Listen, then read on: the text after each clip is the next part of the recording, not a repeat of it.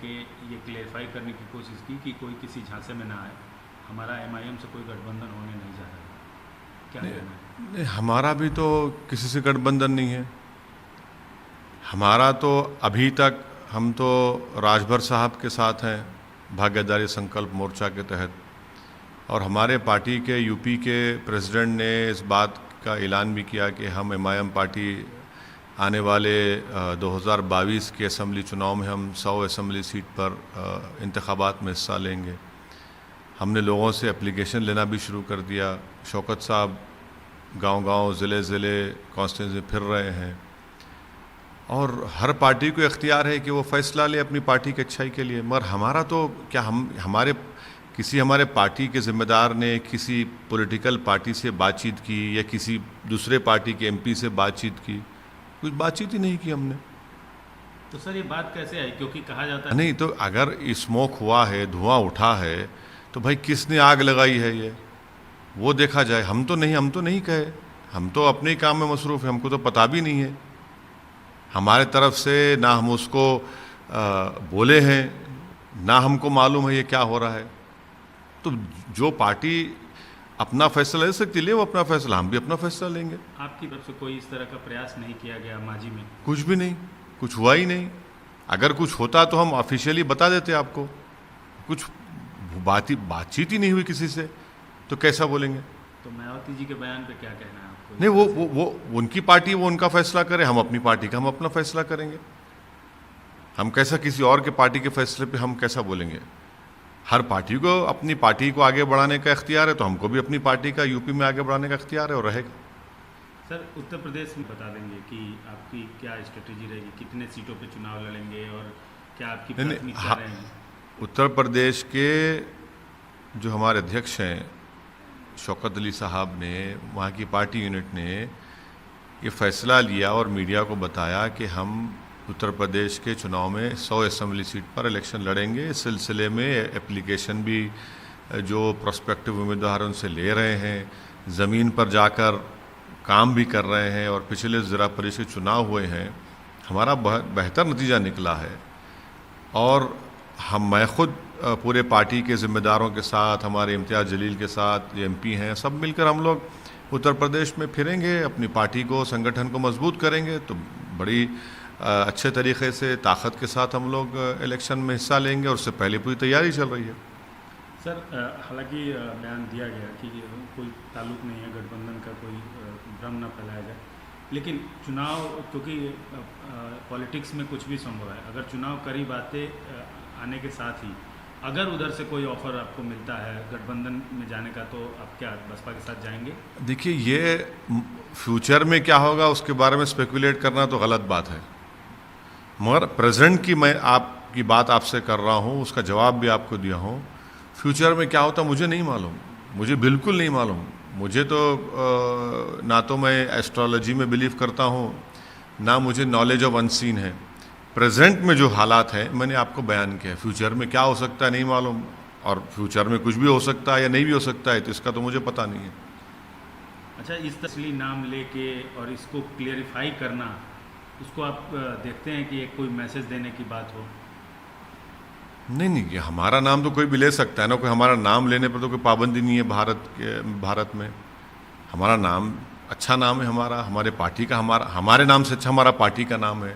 हमारी पार्टी बड़ी पॉपुलर है उत्तर प्रदेश में, मजबूत है, और 5 साल से ज़्यादा जो पिछले असम्बली चुनाव में हम लड़े थे और अब में बहुत फ़र्क आ चुका है। ये अलग बात है कि लोगों को समझ में नहीं आ रहा, दिख नहीं रहा, बट ज़मीन पर बहुत अच्छा काम हो रहा है। हम खुद जाकर वहाँ पर काम करेंगे। कोविड की सेकेंड वेव की वजह से हम रुक गए, वरना तो हम जा रहे थे, फिर जाएंगे, अच्छा करेंगे। अच्छा सर, एक ही बात कही, उसमें वैक्सीनेशन को लेकर उन्होंने काफ़ी जोर दिया, और काफ़ी संतोषजनक प्रधानमंत्री ने संतोष जताया कि जिस तरीके से वैक्सीनेशन पे काम हो रहा है वो काफ़ी अच्छा हो रहा है, और रिकॉर्ड भी कायम किया गया पिछले दिनों वैक्सीनेशन को। क्या कहना है? देखिए, मैं प्रधानमंत्री की बात पर ज़्यादा यकीन नहीं करता हूँ, मगर ANI ने जो ट्वीट किया उसके ऊपर मैं कहना ज़रूरी समझता हूँ, क्योंकि गवर्नमेंट ऑफ इंडिया ने जो एफिडेविट फाइल किया सुप्रीम कोर्ट में, जिसमें कहा कि अगस्त और दिसंबर के दरमियान तक भारत सरकार 135 करोड़ कोविड वैक्सीन देश को प्रोवाइड करेगी। 28 मई को प्रकाश जावड़ेकर साहब का बयान है कि दिसंबर तक मोदी सरकार 213 करोड़ डोसेस देगी। अब ये 213 करोड़ से 135 पर आप आ गए। हमारा पहला सवाल यह है कि फिर आपने झूठ कहा था क्या? यही बात जनाब पॉल साहब जो नीति आयोग के साइंटिफिक एडवाइजर ने कहा था कि हम दिसंबर तक 213 करोड़ देंगे। दूसरी झूठ। तीसरी झूठ मोदी सरकार की यह है कि आज की तारीख में भारत बायोटेक महाना मंथली सिर्फ 50 लाख वैक्सीन दे रहा है और मोदी सरकार देश को ये कह रही है कि जून में 50 लाख दिए हैं तो अगस्त से दिसंबर तक वो लोग 7 करोड़ 60 लाख डोसेस देंगे। भाई ये अफसानों में, ये कॉमिक बुक्स में अच्छा लगता है इस तरह के बड़े बड़े नंबर छोड़ देना। आप जून में 50 लाख और आप कह रहे हैं अगस्त से 7 करोड़ 60 लाख देंगे भारत बायोटेक। चलिए वो तीनों पब्लिक सेक्टर अंडरटेकिंग को मिला भी लीजिए, जो गुजरात का कंसोर्टियम है उसको भी मिला लीजिए, तो ये इनका सरासर एक के बाद इनके झूठ, इनकी गलतियां एक्सपोज हो रहे देश की जनता के सामने। और मैं शुरू से कह रहा हूं कि इनके पास वैक्सीन प्रोक्योरमेंट की पॉलिसी शुरू से गलत रही है, अभी भी गलत बोला जा रहा है। लेकिन सर मैं अभी तो मिल रही है, लोगों को लगाया जा रहा है लगातार। भाई लगाया जा रहा है, कैसे लगना चाहिए? रोज 1 करोड़ लगना चाहिए, तभी तो जाकर आप दिसंबर तक जो आपका अडल्ट पॉपुलेशन है, जो आपके फ्रंट लाइन वर्कर्स हैं, जो हेल्थ वर्कर्स हैं, जो आपके 18 साल से ज्यादा के लोग हैं, उन सबको तो कर पाएंगे ना आप ही ने तो दावा किया था, हमने तो दावा नहीं किया। आप ही ने कहा कि हम करेंगे, आप गलत साबित हो रहे हैं। ये जो आप सुप्रीम कोर्ट को कह रहे हैं कि 135 करोड़ हम अगस्त से दिसंबर तक, आप खुद ने खुद कहा था, सरकार ने कहा था कि 216 करोड़ हम दे देंगे। प्रकाश जावड़ेकर साहब ने मोदी सरकार की तरफ से आकर कहा, पॉल साहब जो साइंटिफिक एडवाइजर है नीति आयोग के, उन्होंने आकर कहा, और मैंने उस वक्त भी कहा था कि आपने सुप्रीम कोर्ट को जो 9 मई का एफिडेविट दिया उसमें कहा कि हम तो सिर्फ 13 करोड़ दे सकते हैं। चलिए अब आप ये नंबर दे रहे हैं, एक के बाद एक खुद अपने आप को एक्सपोज कर रहे हैं और देश के सामने अपने आप को गलत साबित कर रहे हैं।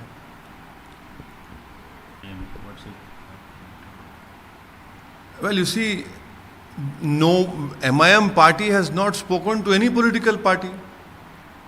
Can anyone tell us or show us that whether any other political party, whether their MPs or their party's responsible people have spoken to the MIM party, president of UP, or any of the representative of MIM party? No such talks have ever happened. We are, as of now, in alliance with Mr. Rajbhar's Sankalp Morcha. Our party president of Uttar Pradesh has made an announcement that MIM party in the forthcoming assembly election of UP will contest in 100 assembly seats, and we have asked for applications. So where is the question of speaking to anyone? I don't know how did this news came about. Neither did we say it, and neither can any other political party can tell us whether their MP or their leaders have spoken to any representative or a responsible person of MIM party. So this is just a loose talk which has no truth in it whatsoever. But sir, no, you're right. But who created this smoke? We didn't create this smoke or this smoke screen. We are not at all responsible for it. And any political party, it is their right to do what is good for them. And what is good for MIM party will certainly do it. One important fact which one must remember is that in the last assembly elections which were held in 2017, and now we have worked very hard in UP. I'm not saying that every corner has been covered, but definitely our organization has been strengthened. Definitely, our party is more visible on the ground. We have won more seats as compared to what we had won in the Zilla Parishad elections.